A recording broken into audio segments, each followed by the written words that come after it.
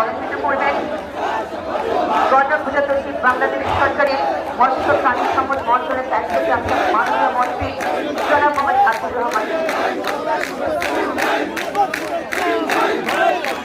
আরো থাকছেন মাননীয় সংসদ সদস্য জনাব মজিবুর রহমান চৌধুরী, থাকছেন মাননীয় সংসদ সদস্য জনাব আব্দুল কাদের আজাদ, মাননীয় সংসদ সদস্য জনাব সাদাব আকবর চৌধুরী, মাননীয় সংসদ সদস্য সংসদ মহিলা রিজওয়ানা হাসান।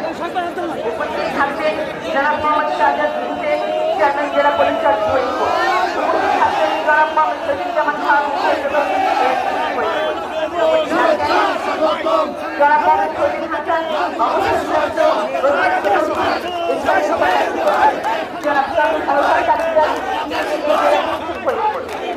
উপস্থিত আছেন জনাব শামীম হক, সভাপতি জেলা আওয়ামী লীগ ফরিদপুর।